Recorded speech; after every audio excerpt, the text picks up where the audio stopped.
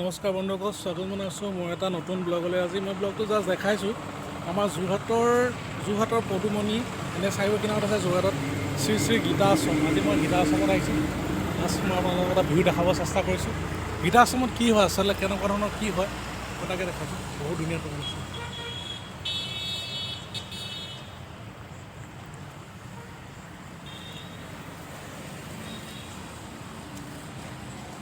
Sir जी नमस्कार। नमस्कार sir जी, यहाँ मतलब गीता आश्रम में ऐसा क्या होता है, मतलब आप थोड़ा चलिए। हमारा जो है ये गीता आश्रम का दो उद्देश्य है। हाँ हाँ एक तो जो देसी गौवंश है, हाँ हाँ जो यहाँ का लोकल असमिया गौवंश है छोटा वाला, उसका संरक्षण करना और उसका जो है डेवलपमेंट करना। डेवलपमेंट। और दूसरा है कि गीता का प्रचार प्रसार करना। अच्छा, हिंदू धर्म का जो हिंदू धर्म का क्या है कि अभी सभी लोग केवल अधिकार की बात करते हैं और इसीलिए इतना जो है त्राहिमाम मचा हुआ है हर जगह। कर्तव्य की बात कोई नहीं करता। कोई नहीं। किसका क्या कर्तव्य है इसकी बात कोई नहीं करता। और गीता कहता है कि कर्तव्य को पहचान लो, अधिकार स्वयं मिल जाएगा। हाँ हाँ। तो इसलिए हम लोग गीता पर जोर दे रहे हैं, गीता का प्रचार प्रसार कर रहे हैं। और देसी गौवंश जैसे कि ये गौवंश बचेंगे तो हम बचेंगे, क्योंकि गौवंश और प्रकृति ये दोनों अलग अलग नहीं है। गौवंश जो है ये प्रकृति का पूरक है। गाय के गोबर से मिट्टी की उर्वरा शक्ति बढ़ती है, गाय के सानिध्य से मनुष्य स्वस्थ रहता है, गाय के गौमूत्र से जो है मनुष्य उसका सेवन करने से स्वस्थ रहते हैं। तो ये बहुत सारी बातें हैं जो गाय से जुड़ी हुई है। और आज का समाज गाय को ही नकार रहा है। और असम की स्थिति तो सबसे खराब है, क्योंकि यहाँ जो है 2015 का मैं एक NIA का रिपोर्ट देखा था, उसमें 1.5 लाख गौवंश जो ठोलुआ गाय है वो प्रति महीने असम से बाहर जाते बांग्लादेश। अब कहाँ जा रही है ये तो मैं नहीं कह सकता, लेकिन यहाँ से तो जा रही है। अब ये अगर इसी रफ्तार से जाते रहे तो एक दिन ऐसा आएगा कि ये गौवंश खत्म हो जाएंगे। फिर हम अपने बच्चों को क्या दिखाएंगे कि हमारी क्या धरोहर थी। तो इसलिए हम लोगों ने इस पर काम किया है और काम कर रहे हैं कि इसका संरक्षण कैसे हो और इसका प्रतिपालन कैसे हो, गौवंश से इंडिपेंडेंट कैसे हो सकते हैं, इन सब विषयों पर हम लोग काम कर रहे हैं। जरूर। तो ठीक है, हम थोड़ा आगे थोड़ा देखते कैसे, मतलब क्या आप है। देखिए। हाँ, आपका नाम ज़रा बता दीजिए। मेरा नाम बच्चन राय हिंदू है। अच्छा, कहाँ का रहने वाला? मैं तो वैसे रहने वाला बिहार का हूँ। अच्छा। जन्मभूमि बिहार है, हाँ हाँ। कर्मभूमि असम है। तो आप क्या कितने साल से, मतलब है 2016 में मैं 2016, अभी लगभग 5 साल हो गए। हाँ, 5 বছৰমান হৈ গ'ল। অসমীয়া ক'ব পাৰে?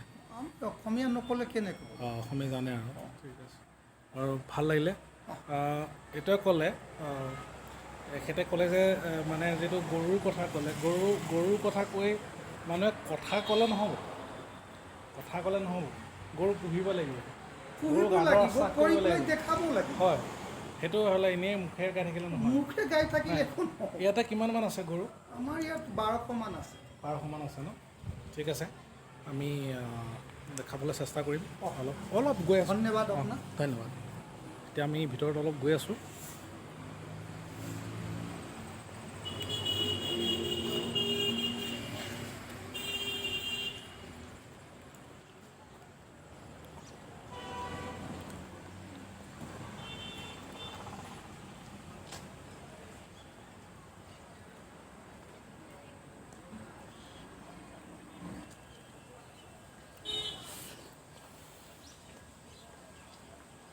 श्री गीताश्रम श्री माता गौशाला परमार्थ संस्था पदुमनी যোৰহাট। তো এই জেগা ফলক লগাৰ তেনেকৈ ধুনীয়া আশ্ৰম হয়।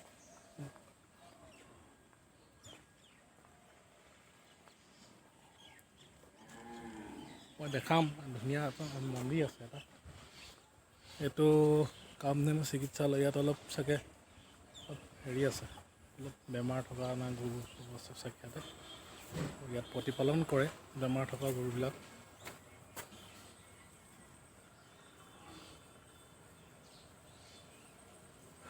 আগত যাম আমি।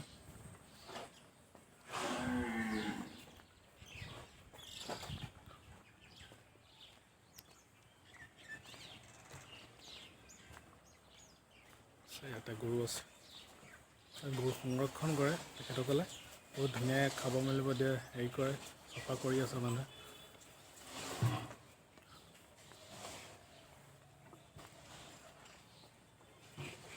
মাইকী গৰু আছে।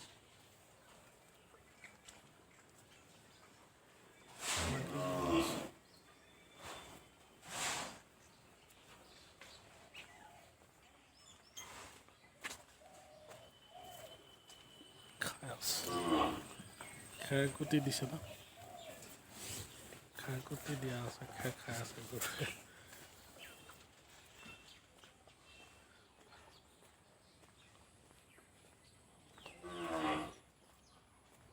ডাঙৰ বলদ গৰু।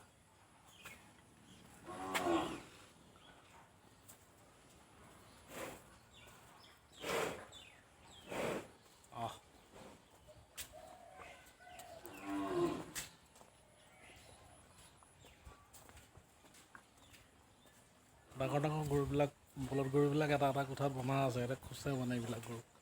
বাকী মাইকী গৰু আছে, খাই আছে, খেৰ খাব দিয়া আছে, ধুনীয়াকৈ খাই আছে চবে, একদম পূৰা মানে হেৰি মানি, কি কয় এইটো, নিয়মানুৱৰ্তিতা মানি একদম চবেই ধুনীয়াকৈ খাই আছে।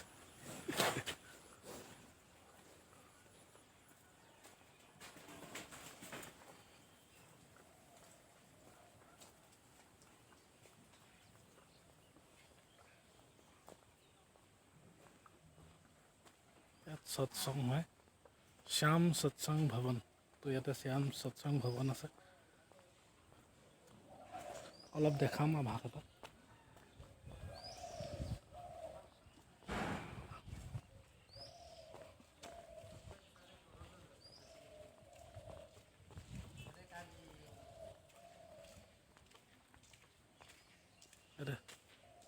সৎসং কেতিয়াবা কেতিয়ালৈকে হয় গম পোৱা নাই?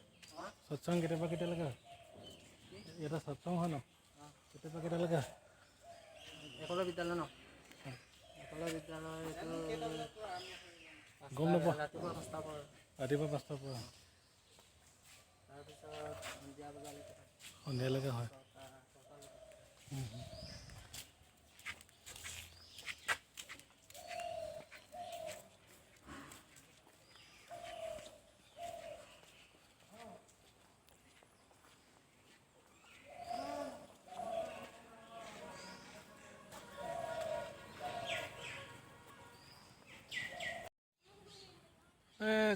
কিবা বাগিচাও আছে ইয়াতে। তো ইয়াতে মই তেখেতৰ লগত কথা পাতিলোঁ। তেখেতে কৈছে যে গৰু মানে তেখেতসকলে প্ৰতিপালন কৰে, গৰু ইয়াত আছে, যিবিলাক আমাৰ অসমীয়া থলুৱা গৰু আছে, তো সেইবিলাক ৰক্ষণাবেক্ষণ দিয়ে, ভালকৈ চোৱা চিতা কৰে, বেমাৰ আজাৰ হ'লে ভাল চায় মানে। আৰু ইয়াৰ গোবৰৰ পৰা মানে তেওঁলোকে সাৰ বনায়, গেছ বনায়, তো তেনেকুৱা ধৰণৰ হয়। তো এই আমাৰ যোৰহাট অঞ্চলতে আছে এইটো জেগা। যোৰহাটৰ পৰা বেছি দূৰ নহয়, 7 কিলোমিটাৰ হ'ব। যোৰহাট পদুমণি বুলি কয়, গীতা আশ্ৰম, শ্ৰী শ্ৰী গীতা আশ্ৰম, এই গৌশালা ইয়াতে আছে। আমাৰ যোৰহাটৰ মানুহে ইমান এই চাইডৰ মানুহে জানে, কিন্তু ইফালৰ মানুহে নাজানে। পুলিবৰ চাইডৰ এই অলপ আঁতৰৰ যিখিনি মানুহ আছে সেইবিলাকে ইমান নাজানে চাগে সম্ভৱতঃ। তো ভাল লাগে, বহুত ভাল লাগিছে। গৰুবিলাকক ধুনীয়াকৈ হেৰি কৰিছে, খোৱা বোৱা দিয়া মেলা আছে। ইয়াতে এটা সৰু মন্দিৰ এটাও আছে,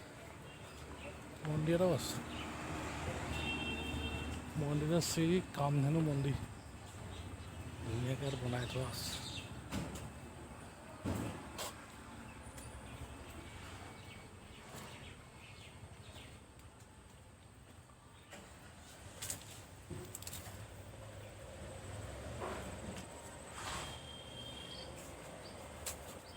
নেশ্যনেল হাইৱেটো কিনাৰতে আছে, এইটো নেশ্যনেল হাইৱে গাড়ী গৈ আছে।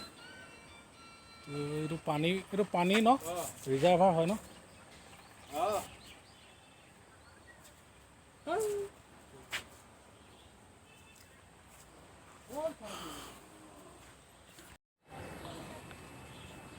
তো বন্ধুসকল আমি এইটো দেখালোঁ আশ্ৰমখন আপোনালোকক আৰু তেখেতক আৰু এটা কথা সুধিবলৈ লৈছোঁ ইয়াত যিখিনি গোবৰ হয় গোবৰ মানে ওলায় আপোনালোকে গোবৰখিনি মানে কেনেকুৱা ধৰণৰ কি কৰে গোবৰ পৰা আমি সাৰ বনাওঁ হয় কেঁচু সাৰ কেঁচু আৰু কাউডং কম্পোষ্ট কম্পোষ্ট তো আৰু গাখীৰ ইয়াত যিখিনি উৎপাদন হয় গাখীৰ আমাৰ বেছি নাই বেছি নাই কেলে কি আমি যিমান গৰু আনিছোঁ সব বেমাৰ এক্সিডেণ্ট তেনেকুৱা গৰু আমি আনিছোঁ আনি ইয়াত আপোনালোকে ইয়াত আমি মানে তাক চিকিৎসা কৰিছে চিকিৎসা কৰিছোঁ সংৰক্ষণ কৰিছোঁ ভাল ধৰণে ব্যৱস্থা কৰি পেলাই তাক মানে জীয়াইছোঁ হয় আৰু মানে আমাৰ গাখীৰ যি উৎপাদন আছে একদিনতে 60 লিটাৰ আছে হয় অঁ তো এইখিনি আপোনালোকে 60 লিটাৰ গাখীৰ পৰা কি ইনকম হ'ব গৰু আছে 1200 নহয় মানে ধৰি লওক আপোনাৰ যিটো গাখীৰ হয় উৎপাদন সেইটো মানে আপোনালোকে ক'ৰবাত মানে এনেই মানে নিয়েনে ন আমি এই গাখীৰ